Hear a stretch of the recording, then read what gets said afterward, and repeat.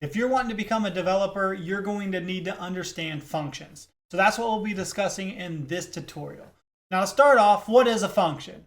A function is a way to actually save us from typing out code over and over again. It lets us put our code into a function and then reuse that code throughout our app or whatever we're working on. So let's take a look at what a function looks like. You started out with keyword func. Function, func makes sense. Then that's followed by a name. So we're going to name this test function.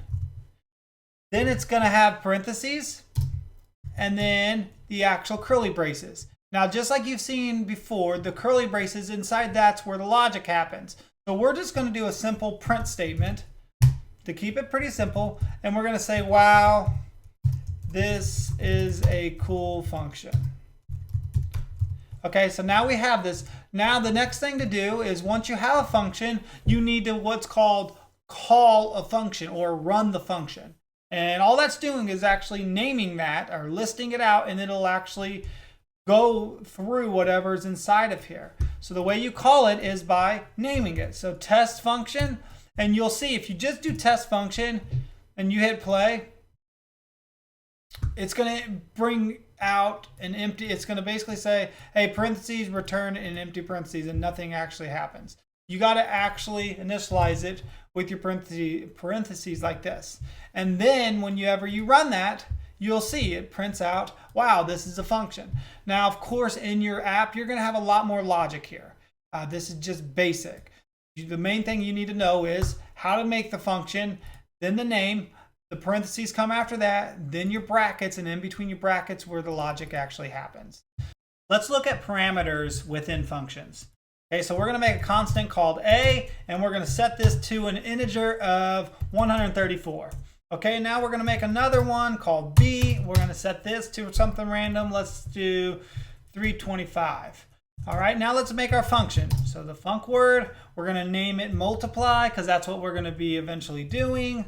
We're going to do parentheses here and then our curly brackets. Now, what we're going to do here is we're going to be multiplying these two numbers together. So right here, you can actually add parameters. So I'm going to add one, call it A, and it's going to be of type integer. The second one, we're going to call it B of type integer. Cool. The next thing you have to do with this function is we want it to return whatever this multiplied by this is. We want it to return the number. So we're going to say return an integer because this multiplied by this is still going to be an integer. So we're going to keep it the same. So now we're going to do the return statement here, and we're going to do A times B. So we're going to call this function, pass in the integer here, pass in the integer here. It's going to run, and then it's going to return whatever you passed in multiplied by each other. So let's take a look. So if I call multiply, and you can already see it auto-filled A and B.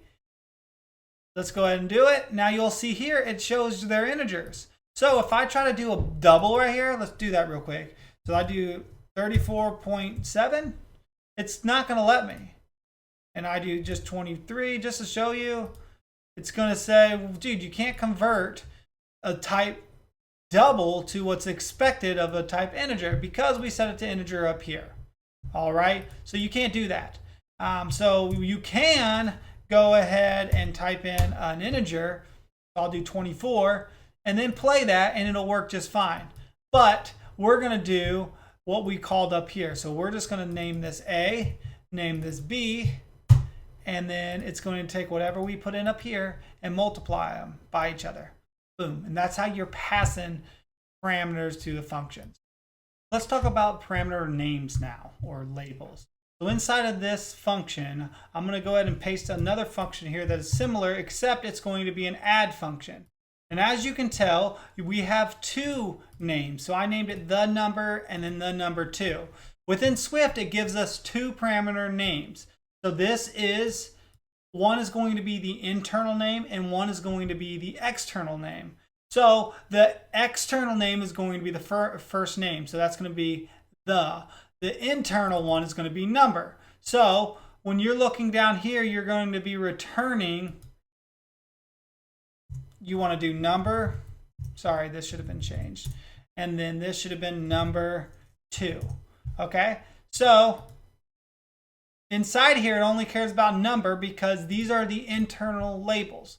Now, if I go to call this function again, so this one's called add. So I just type in add, you'll see those.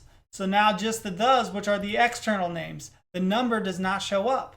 So let's click on that, and it just makes it read a little nicer. So add the integer, and we're going to name it, A really doesn't match an integer, but that's okay.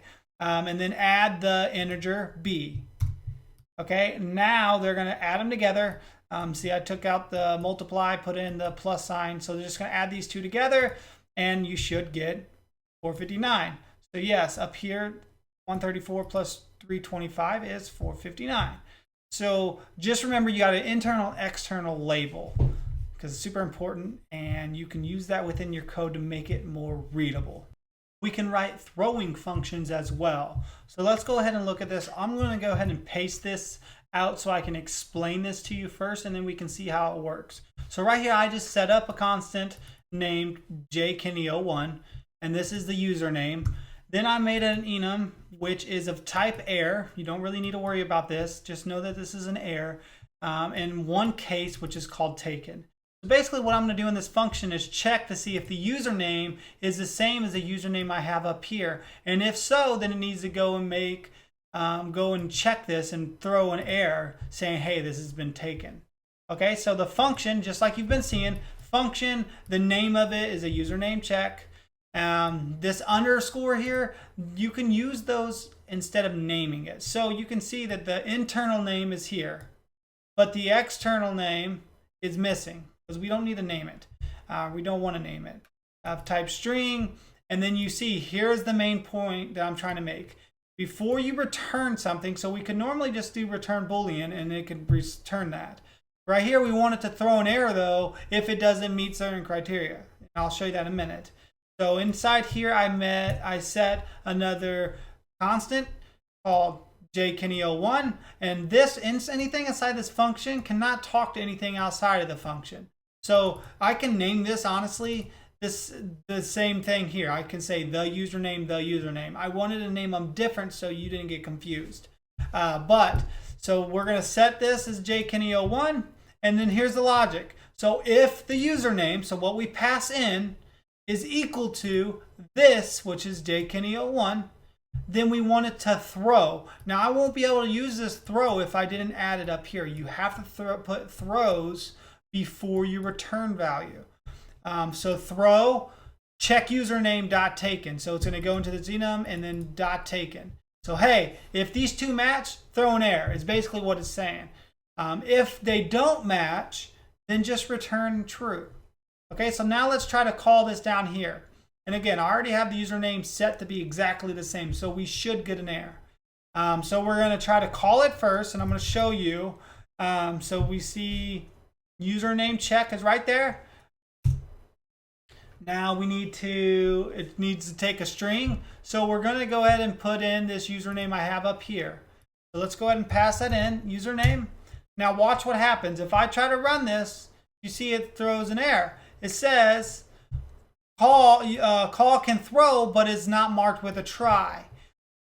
So in a case like this, you can use what's called a try catch block. And it looks like this. So instead of just calling the username and trying the function there, you can do a do, and then you would try this username, which that try is what they were looking for. And if it's good, then print out. And I have this username has not been used. Great. If not, then it's going to catch, and it's going to print out this username is taken. So let's run this and see what happens. And you get this username has not been used because it's true. So let's go back up here and actually add the 01. So now they're going to match, and we're going to get that error and see what happens. It's going to try this. Oh, it's going to say, wow, they are the same, and it's going to catch it and print out this. So this username is taken. Super powerful, guys. All right, so that's going to be it for functions, guys. If you have any further questions, feel free to leave a comment below. Like and subscribe if you want to see more videos like this. And also, if you're curious of seeing something in particular, leave a comment and I'll try to get to that. Thanks.